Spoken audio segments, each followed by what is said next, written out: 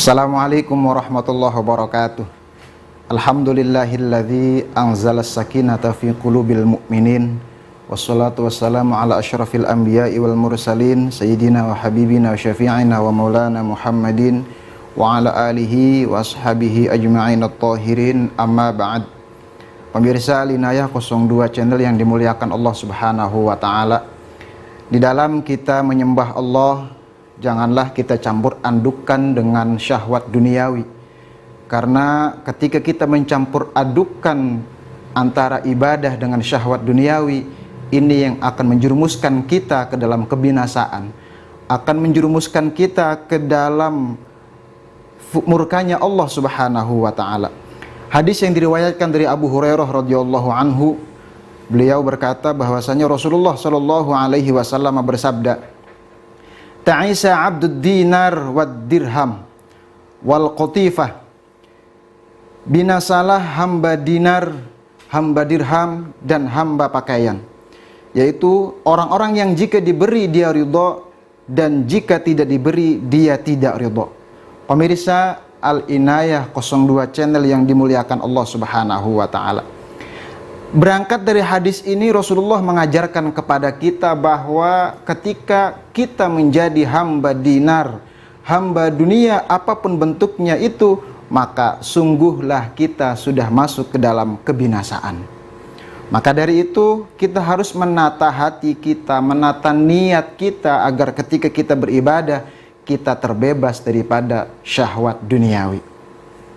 Orang yang ketika beribadah semata-mata mendekatkan dirinya kepada syahwat duniawi, sungguh dia sudah mendekatkan dirinya kepada dunianya, dan ini yang hantarkan dirinya ke dalam kebinasaan yang sudah Allah dan Rasulnya jelaskan dalam hadis dan Qur'annya.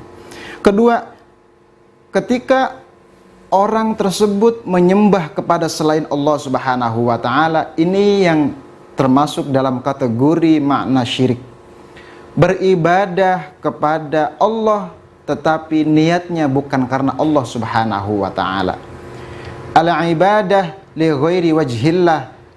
Ibadah bukan karena Allah Subhanahu wa taala, hanya karena semata-mata ingin mendekatkan dirinya kepada duniawi. Ini adalah makna daripada syirik. Berbeda dengan riya. Kalau riya adalah meninggalkan suatu amaliyah solihah karena seseorang, tetapi kalau syirik mengerjakan amaliyah solihah karena orang, bukan karena Allah. Hadirin yang dimuliakan Allah Subhanahu wa taala, dalam sebuah hadis qudsi Allah Subhanahu wa taala berfirman, "Ya dunia, perbudaklah orang-orang yang selalu menyembahmu, dan menjadilah budak kepada orang-orang yang selalu menyembahku." Allah Subhanahu wa taala berfirman kepada dunia, memerintahkan dunia agar memperbudak kita yang selalu mengejarnya. Kemudian Allah pun memerintahkan dunia agar menjadi budak kepada orang-orang yang selalu menyembah Allah Subhanahu wa taala.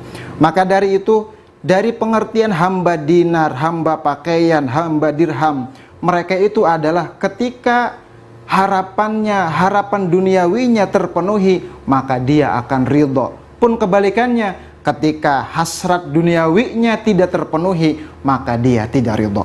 Ini sudah disinggung oleh Allah Subhanahu wa taala dalam surah At-Taubah ayat 58. A'udzubillahi minasyaitonirrajim. Bismillahirrahmanirrahim. Fa in u'tu minha rudu wa illam yu'tu minha idahum yaskhutun. Jika mereka diberi sebagian daripadanya, maka mereka bersenang hati, dan jika mereka tidak diberi sebagian daripadanya, maka dengan serta-merta mereka menjadi marah. Pemirsa Al-Inayah 02 channel yang dimuliakan Allah Subhanahu wa taala, maka ketika kita beribadah, ketika kita berbuat baik kepada seseorang, ketika kita mengerjakan amaliyah solehah, satu gantungan kita yaitu kita harus menggantungkan semuanya kepada Allah Subhanahu wa taala. Jangan sampai ketika kita beribadah kita berniat hanya untuk semata-mata mendekatkan duniawi kita. Karena sabda Nabi kita sudah jelas, binasalah, celakalah, hancurlah bagi mereka orang yang beribadah hanya semata-mata ingin mendekatkan dirinya dengan dunianya. Pun Ketika kita sudah mendapatkan apa yang kita inginkan, hendaknya kita mensyukuri itu semua semata-mata karena pemberian Allah Subhanahu wa taala, bukan karena kehebatan kita, bukan karena kemahiran kita, bukan juga karena doa kita yang selalu kita panjat. Itu semua berkat rahmat dan pertolongan Allah Subhanahu wa taala.